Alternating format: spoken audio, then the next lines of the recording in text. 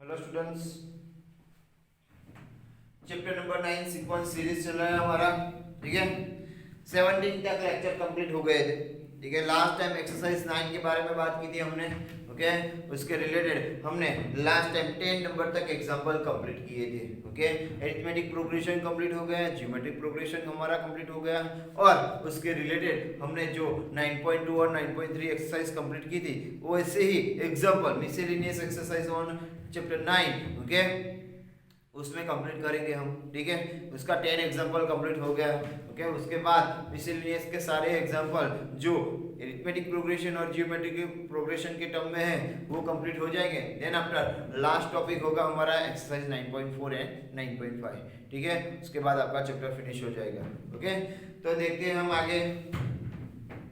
10 number तक example complete किए थे मिसलेनियस एक्सरसाइज 9 के। ठीक है, ओके, नेक्स्ट एग्जांपल देखते हैं 11 नंबर का। क्या दिया गया है data? Okay, a gp consists of an even number of terms. Okay, that's the imp headlines. Okay, imp sentences. Okay, what is this? Okay, a gp consists of even number of terms. Okay, not a even number, even number of term, यानी कि हमारे पास gp में 2 term हो सकते हैं, 4 term हो सकते हैं, 6 टर्म हो सकते हैं, 8 टर्म हो सकते हैं। Then you have to know that even number of term. Okay, यानी कि हमें इवन नंबर में ही टर्म चाहिए। ठीक है, इवन नंबर में ही टर्म चाहिए, नॉट अ इवन। ओके, यानी कि आप वैसे समझते हो कि आर की पावर इवन आएगी, वैसे नहीं। ठीक है, इवन नंबर ऑफ टर्म यानी कि 2 टर्म होते हैं। ओके, यानी कि first term second term. Okay, last term आपका सेकंड टर्म होगा। सिमिलरली 4 टर्म हो सकते हैं, यानी कि 1 2 3 4, यानी कि लास्ट टर्म आपका 4 टर्म होगा। ठीक है, इसी तरह हमारे पास लास्ट टर्म एंड टर्म में लास्ट टर्म कौन सा होगा? इवन नंबर ही होगा। ठीक है, लास्ट टर्म। ओके, टर्म की बात कर रहा हूं। ठीक है, okay, last term even number होगा, यानी कि हमारे पास नंबर ऑफ टर्म इवन में है। क्या है? नंबर ऑफ टर्म इवन में है। ठीक है, okay, a GP consists of an even number of terms if the sum of all the term is 5 times the sum of term occupying a odd place, then the find its common ratio। यानी कि हमें जो sequence लेनी है, okay, जो sequence लेनी है उसमें हमारे पास नंबर ऑफ टर्म कितने हैं? इवन टर्म है। ओके, नंबर ऑफ टर्म कितने हैं? इवन टर्म है। ठीक है, तो इवन टर्म है मेरे पास, और मुझे ऐसा दिया गया है कि आपके सभी टर्म का समेशन करो और उसका आंसर 5 टाइम्स उस टर्म में ऑड प्लेस पे जो नंबर है उन सभी का समेशन करो और मल्टीप्लाई बाय 5 करो, तो उसका आंसर सेम आता है। से दिया गया है, और उसको उसमें आपको कॉमन रेशियो फाइंड करना है। ओके, तो सपोज ओके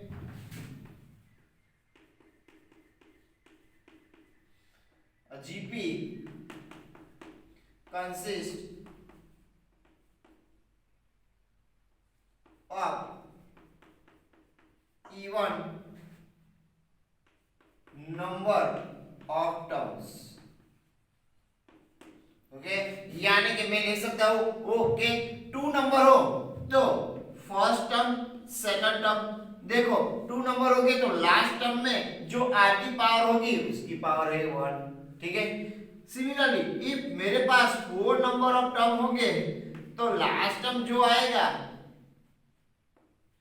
उसकी पावर क्या होगी? आर की 3 होगी। यानी कि मेरे पास जो मैं इवन नंबर कंसिस्ट करूं, इवन एन नंबर कंसिस्ट करूं, तो मेरे पास लास्ट टर्म जो आएगा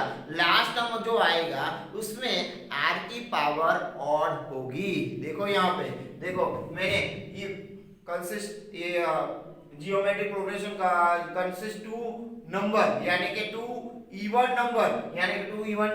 नंबर 2 हो गए, यानी कि if the terms consist of 2 number तो लास्ट जो नंबर होगा उसमें आर की पावर 2 होगी। सिमिलरली 4 नंबर कंसिस्ट करेगा तो आर की पावर 3 होगी। इस तरह हम आगे बढ़ते जाएंगे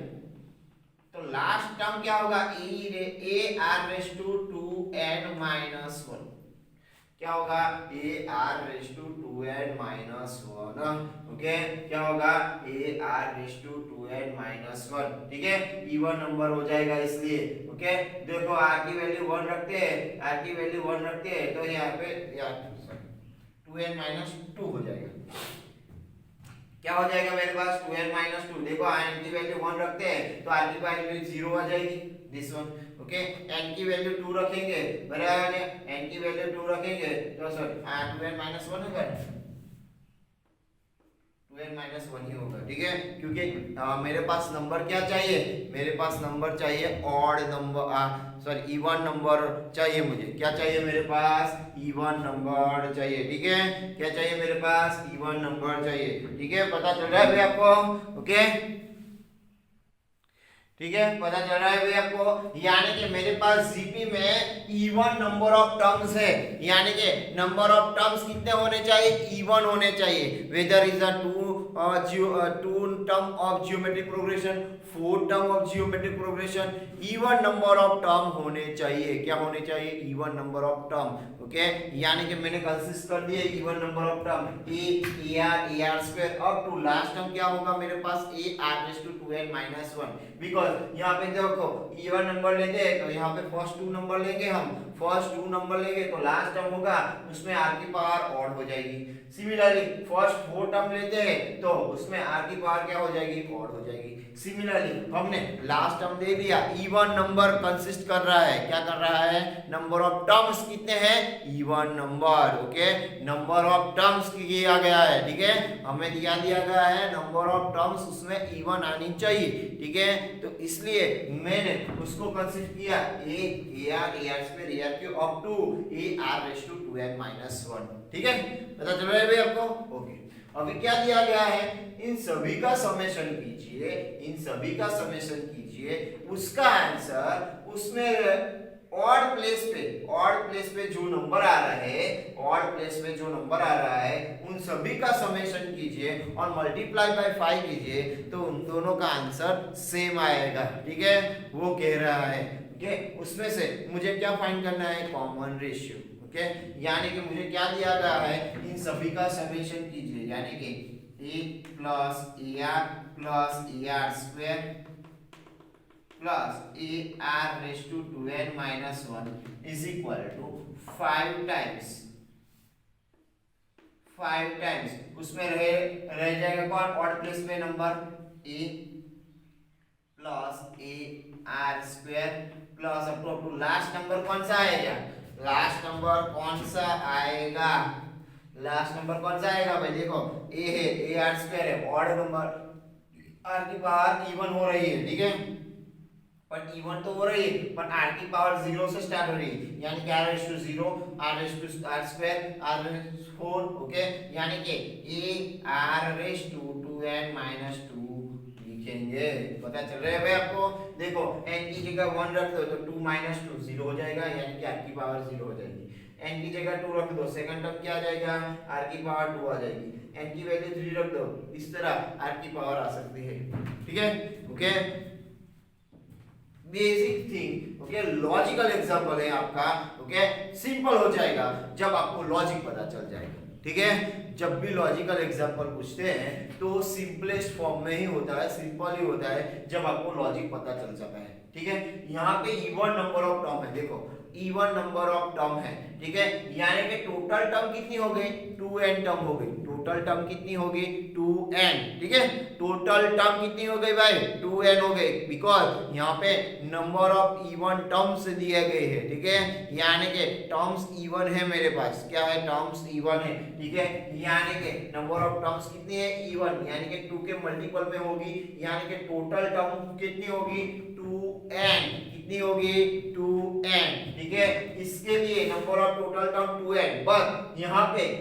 ऑड नंबर वाली प्लेस मैंने ले ली है, ऑड नंबर वाली प्लेस मैंने ले ली है, यानी कि हाफ पोर्शन यहाँ पे आएगी, यानी कि टोटल 2n टर्म है, टोटल 2n टर्म है उसमें से हाफ यानी कि n टर्म इसमें आ जाएंगे, यानी कि यहाँ पे टोटल नंबर ऑफ टर्म कितने हो जाएंगे n हो जाएंगे और यहाँ पे टोटल नंबर ऑफ टर्म कितने हो जाएंगे 2n हो जाएंगे, ठीक है पता चल रहा है भाई आपको, मैं ऐसा क्यों आपको बता रहा हूँ भाई बिकॉज मुझे समेशन की फॉर्मूला यूज करनी है यहाँ पे, ठीक है। Okay, Sn is equal to a r raise to n minus one upon r minus one. वहां पे मुझे एन चाहिए भाई, क्या चाहिए, एन चाहिए, यानी कि टोटल नंबर ऑफ टर्म्स चाहिए भाई मुझे, क्या चाहिए, टोटल नंबर ऑफ टर्म्स चाहिए, ठीक है। यानी कि यहाँ पे टोटल नंबर ऑफ टर्म कितने हो जाएंगे, 2n हो जाएंगे, और यहाँ पे टोटल नंबर ऑफ टर्म कितने हो जाएंगे, तो बोलते हैं भाई n हो जाएंगे, ठीक है। तो यहाँ पे total number of term 2n,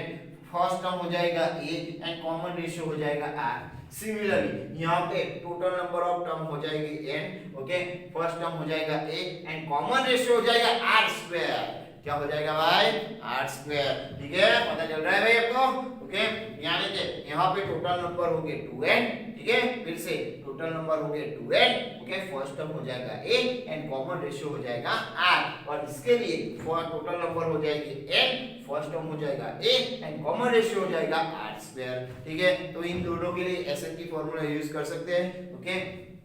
तो Sn is equal to a r raise to n minus one divide by r minus one, यानी कि a r raise to common ratio r है, raise to n total number हो जाएगा 2n है मेरे पास, क्या है total number 2n minus one divided by r minus one, ठीक है। और यहाँ पे 5 into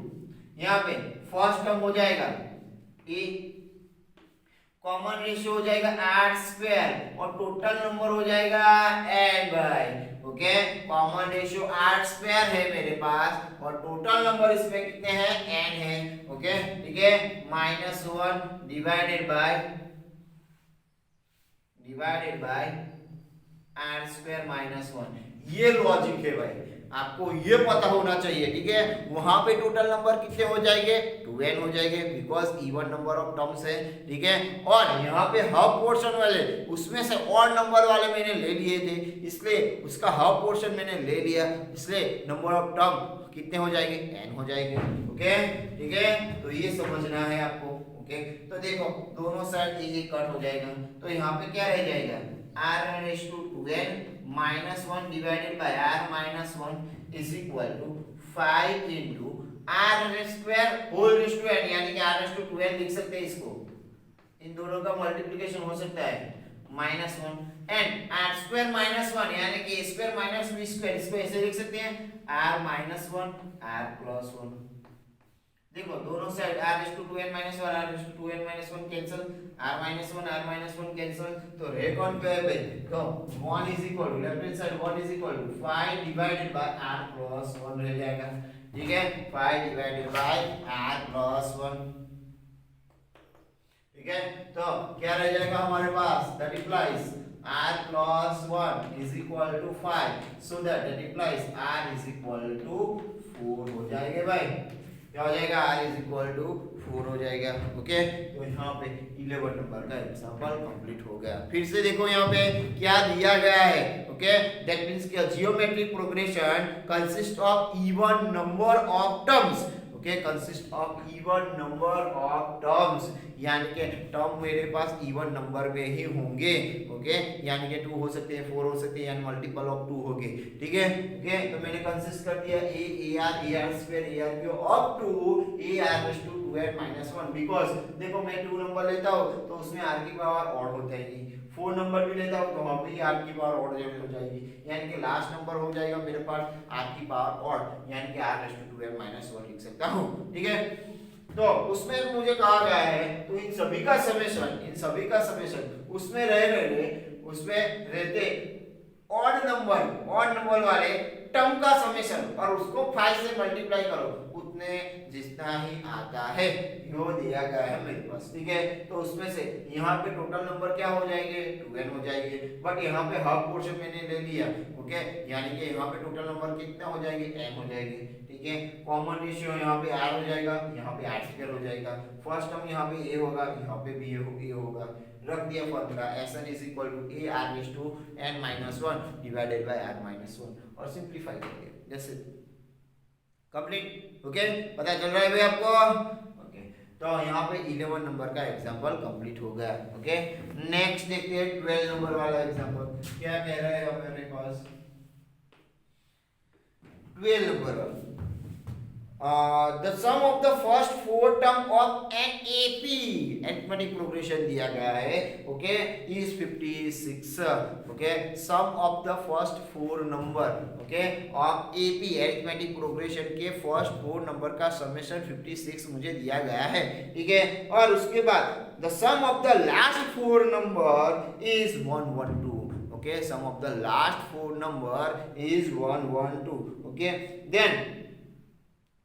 find the number of term, क्या कहा है मुझे, find the number of term if it's first term is 11, यानी कि फर्स्ट फोर टर्म का समेशन, ओके, अरिथमेटिक प्रोग्रेशन के लिए नंबर ऑफ टर्म फाइंड करने का फॉर्मूला इन अरिथमेटिक प्रोग्रेशन,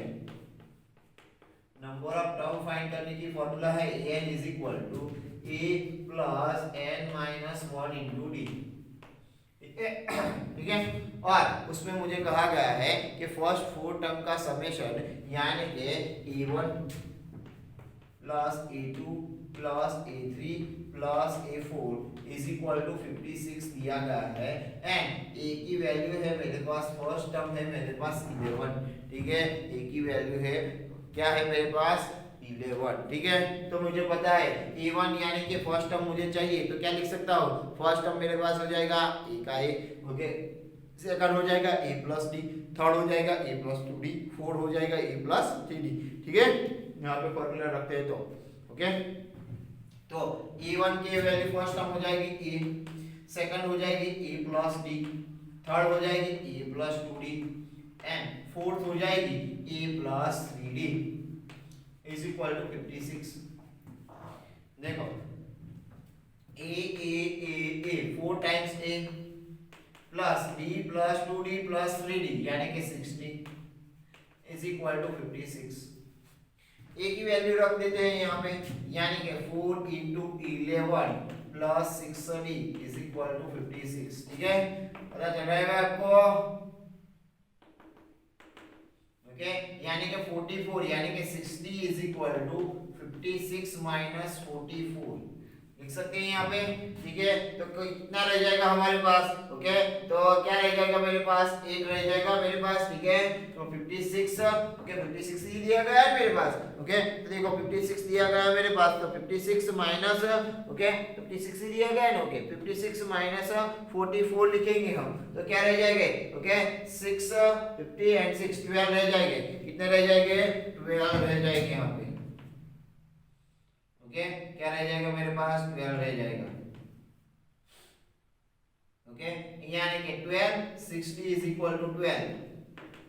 तो डी की वैल्यू कितनी आई मेरे पास, 2, 6 2 12, ठीक है, डी की वैल्यू मेरे पास क्या आ गई, 2 आ गई, ठीक है, ओके, पता चल रहा है आपको। नेक्स्ट, अभी डी की वैल्यू मेरे पास 2 आ गई, ठीक है, तो क्या करेंगे हम, डी की वैल्यू 2 आ गई, अभी दिया क्या गया मेरे पास कि last summation of last four term, okay, summation of last four term is equal to 112 दिया गया है, okay, summation of last four term मुझे क्या दिया गया है 112, उसके बाद मुझे क्या करना होगा, 112 है मेरे पास, यानी कि लास्ट फोर टर्म करेंगे, तो लास्ट टर्म हम कंसीडर करेंगे an, लास्ट टर्म है मेरे पास an, तो उसके पहले वाला टर्म क्या हो जाएगा an माइनस 1, उसके पहले वाला टर्म क्या हो जाएगा an माइनस 2, और उसके पहले वाला टर्म क्या हो जाएगा an माइनस 3, उन सभी का समेशन कीजिए, यानी कि उसका आंसर दिया गया है मुझे 112, ठीक है, okay.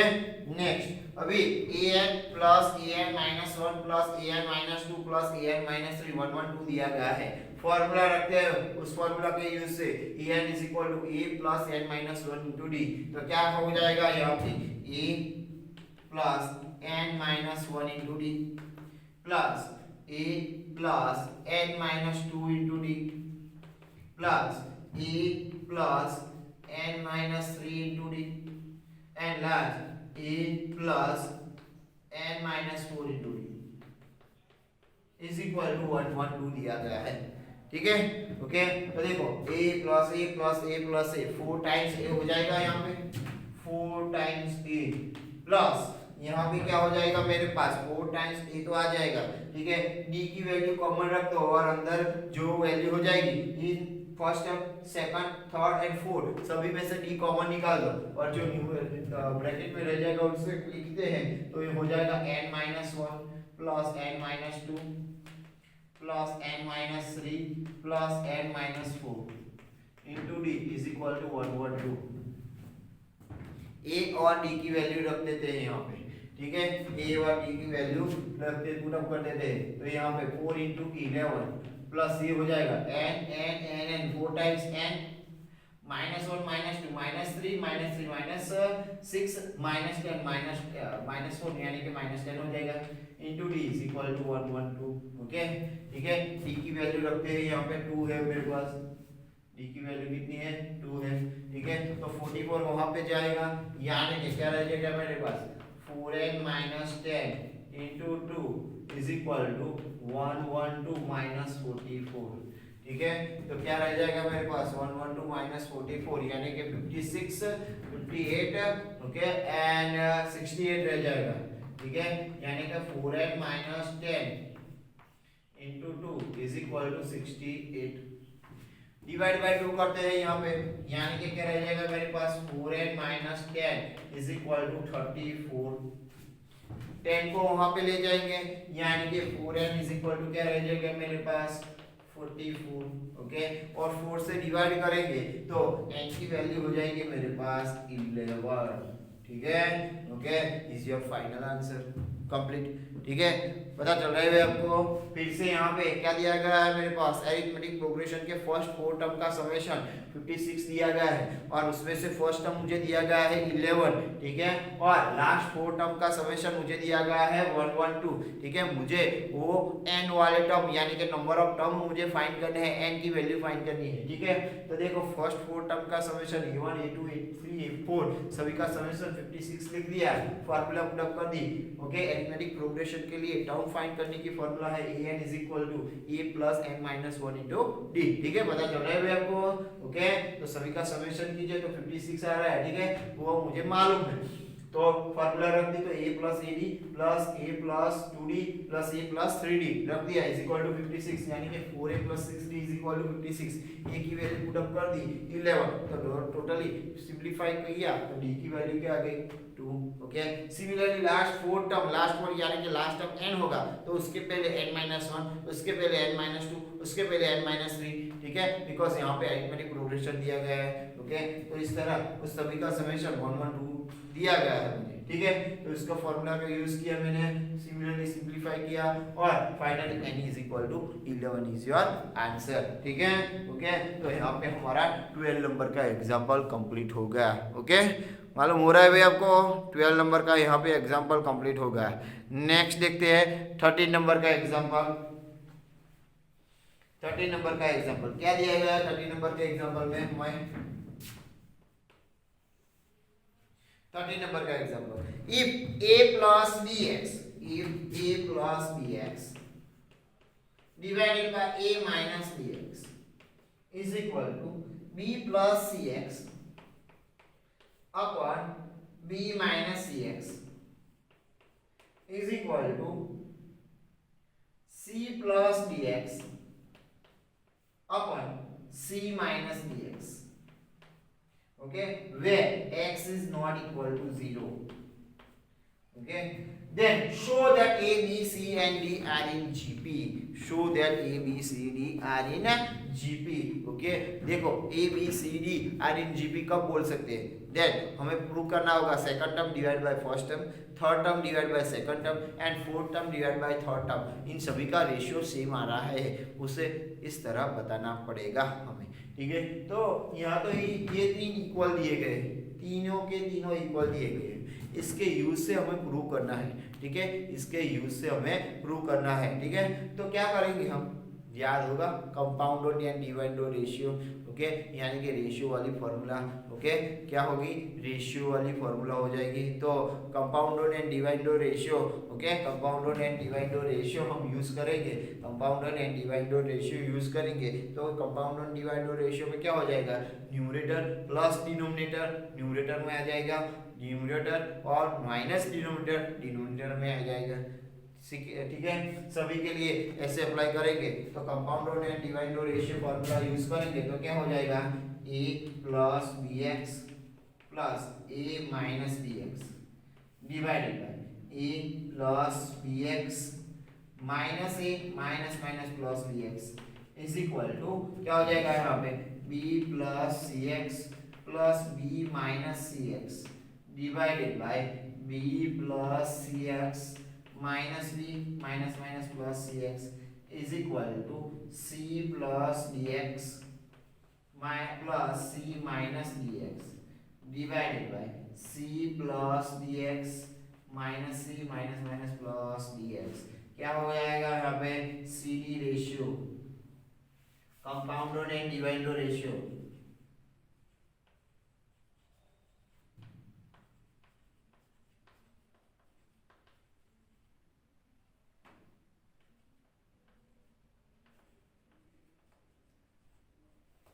Ratio formula in short ratio formula आप लोगों को याद रखनी होगी रेशियो फॉर्मूला यानी कि कंपाउंड एंड डिवाइड रेशियो ठीक है यानी कि क्या करना होगा हमें तो कंपाउंड एंड डिवाइड रेशियो यानी कि न्यूमरेटर प्लस डिनोमिनेटर न्यूमरेटर में और न्यूमरेटर माइनस डिनोमिनेटर डिनोमिनेटर में ठीक है ओके तीनों के तीनों जगह मुझे अप्लाई करना होगा तीनों के तीनों जगह न्यूमरेटर एंड डिनोमिनेटर में अप्लाई करना होगा तो मैंने अप्लाई कर दिया तो देखो क्या रहेगा हमारे पास bx कैंसिल यहाँ पे माइनस से plus A cancel similarly plus C x minus C X cancel plus B minus B cancel यहाँ पे D x plus D x minus D X cancel plus सी माइनस सी कैंसिल तो यहाँ पे हमारे पास क्या बच जाएगा रह जाएगा तो न्यूमरेटर में यहाँ पे 2a divided by 2bx is equal to 2b upon क्या रह जाएगा हमारे पास 2cx is equal to 2c divided by 2dx तो 2 रिमूव हो जाएगी यहाँ पे तो क्या रह जाएगा हमारे पास a upon bx is equal to b upon cx is equal to c upon dx सभी को d से मल्टीप्लाई कर दूं ओके मल्टीप्लाई बाय सॉरी सभी को x से मल्टीप्लाई कर दूं सभी को x से मल्टीप्लाई कर दिया ओके यानी कि x यहाँ पे है यहाँ पे है और यहाँ पे है तो सभी को x से मल्टीप्लाई कर दिया तो क्या रह जाएगा यानी कि सभी में से x रिमूव हो जाएंगे e by b is equal to b by c is equal to c by d okay ठीक है लिख सकते हो मैं इस तरह ओके सो सभी को मैं रेसिप्रोकल कर सकता हूँ ओके इक्वल है तो लेफ्ट हैंड साइड जो काम होगा वही राइट साइड होगा तीन इक्वल है तो जहाँ एक साइड काम करूंगा वहां भी दूसरी साइड और तीसरी साइड भी काम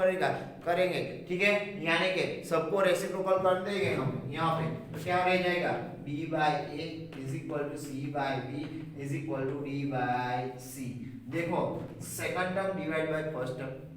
third term divide by second term and fourth term divide by third term यानी कि मैं कह सकता हूं सभी का रेशियो क्या आ जाएगा सेम आ जाएगा सभी का रेशियो क्या है सेम है so that we can say that a b c d are in gp ठीक है a b c d are in gp होते ठीक है हमें क्या दिया गया था a plus b x upon a minus b x is equal to b plus C x upon b minus C x is equal to c plus D x upon c minus D x where x is not equal to 0 वो दिया गया था तो उसके use से मैंने क्या किया वही लॉजिक है फर्स्ट स्टेप समझना ही लॉजिक है कंपाउंड एंड डिवाइड रेशियो और सिंपली रेशियो फॉर्मूला ठीक है रेशियो फॉर्मूला क्या कह रहा है हमारे पास यानी कि न्यूमरेटर और डिनोमिनेटर का समेशन करो और न्यूमरेटर में लिख दो सिमिलरली न्यूमरेटर और डिनोमिनेटर का सब्ट्रैक्शन करो और डिनोमिनेटर में आ जाएगा okay CD ratio compound and divide ratio ठीक है तो लेफ्ट हैंड साइड तीनों के तीनों साइड अप्लाई कर दी numerator as well as denominator में ठीक है तो सिंपलेस्ट फॉर्म हो जाएगा हमारे पास क्या हो जाएगा 2a upon 2bx is equal to 2b upon 2cx is equal to 2c upon 2dx तो सभी में से 2 रिमूव हो जाएंगे ओके तो क्या रह जाएगा मेरे पास a upon bx is equal to b upon cx is equal to c upon dx similarly यहाँ पे x रिमूव हो जाएंगे सभी को x से मल्टीप्लाई कर दो तो सभी में से x रिमूव हो जाएगी तो क्या रह जाएगा a divide by b b divide by c and c divide by d is equal to similar बेटा ओके सभी को रेसिप्रोकल कर दो तो b by a is equal to c by b is equal to d by c हो जाएगा। Okay, तो यानी कि second term divide by first term is equal to third term divide by second term is equal to fourth term divide by third term. Okay, यानी कि कह सकते हैं कि a b c d are in gp। Okay, ठीक हो, क्योंकि common ratio same आना चाहिए तो रेशियो सेम आ रहा है, यानी कि कह सकते हैं ABCD are in a GP. तो यहाँ पे 13 नंबर का एग्जांपल कंप्लीट हो गया। ठीक है, ओके, तो आज हम इसको यहाँ तक ही रखेंगे। ओके, इस वीडियो लेक्चर में हमने 11, 12 एंड 13 देखे, तीनों के तीनों एग्जांपल आईएमपी है। ओके, लॉजिकल है, समझना पड़ेगा, कैलकुलेशन तो इजी हो जाएगा आपके पास। ठीक है, किसी को मालूम नहीं हो रहा है, पता नहीं चल रहा है तो पूछ सकता। ठीक है।